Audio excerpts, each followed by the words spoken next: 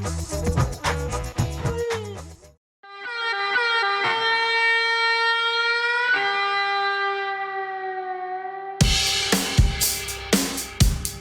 name is Derrick and I'm the owner of Creative Rides.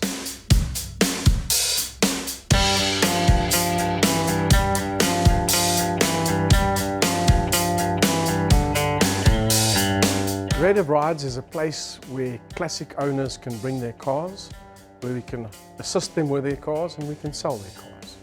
So what we do is we put cars on our floor on consignment and market them on behalf of owners of cars, and we do deals acting as an agent between the buyer and the seller.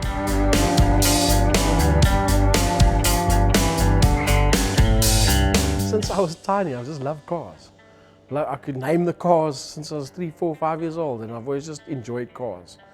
And in my early 20s, I started collecting cars, and I somehow haven't stopped. It's been a bit of a sickness, but it's great fun. And as you grow older, you grow into different things. So you like English cars, and you may like Italian cars, and you may like American muscle cars. And well, today I quite like the American classics, which I didn't think I'd ever do. So something that's a two-door pillarless or a four-door Impala. Those were things that I loved very much when I was in my earlier days, but I think they're cool at the moment. So you go through different stages of your life where you enjoy different things. And I think ultimately, if you're a car guy, it doesn't really matter. All things are super cool.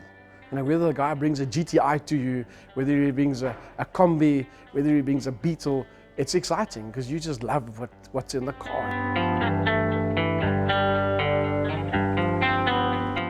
We specialize in American muscle and American classics because they're more affordable to the man in the street.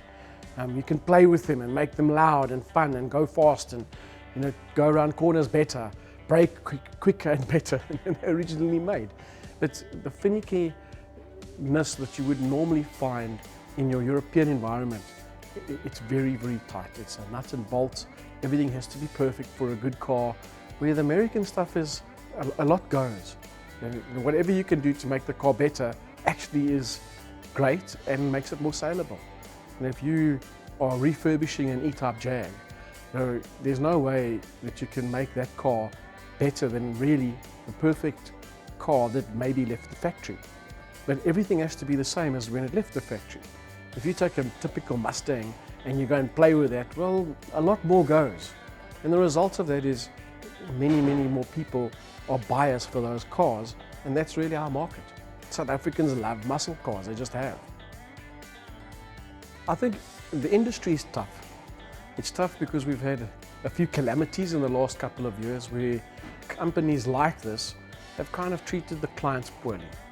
But I must say, right now we've sold up to 200 odd cars in 2 years.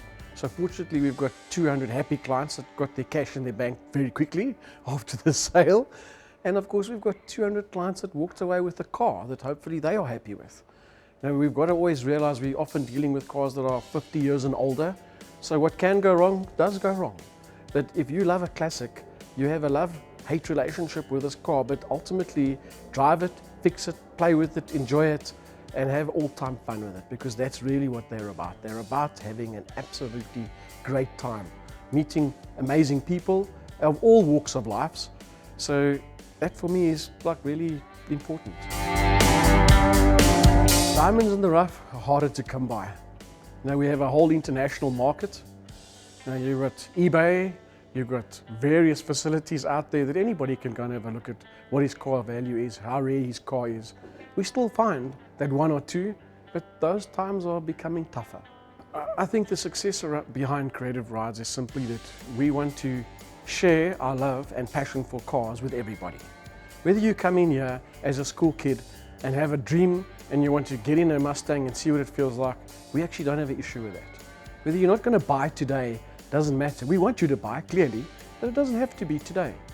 So we want your experience when you come into our showroom floor to be something really out of this world, that you're going to go and tell the next person and the next person. And if we've treated the people correctly, we've shared our passion and spent time with them, they will talk about us. And somewhere along the line, that will lead to us selling a car. And that's really what it is for us. So for us, it's passion. It's about trying to sell a good car at a reasonable price. We always have the last centers. So we have an individual that owns a car that wants the very last cent that he can get out of his car, even though he's made a really good profit from the day he bought it to the day he's selling it.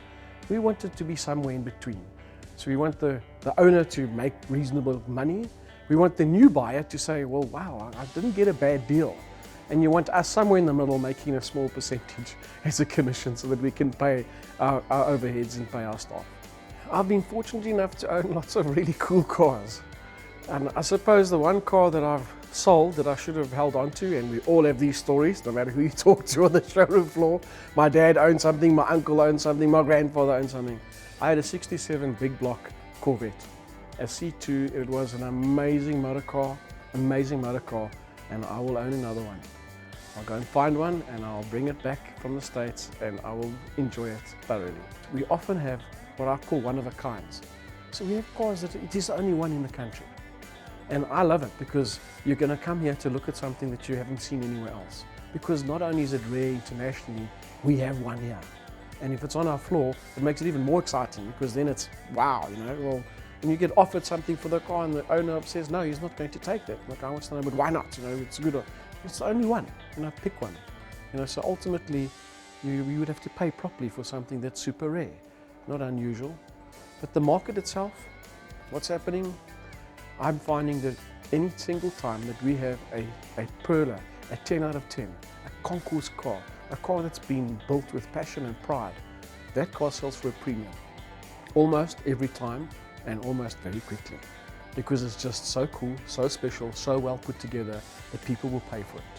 Against something that maybe is a 7 out of 10 that needs work, someone's got to work on, spend time, effort, find service providers to help them. Guys want to drive a perfect car. And if you have one on the floor, it sells.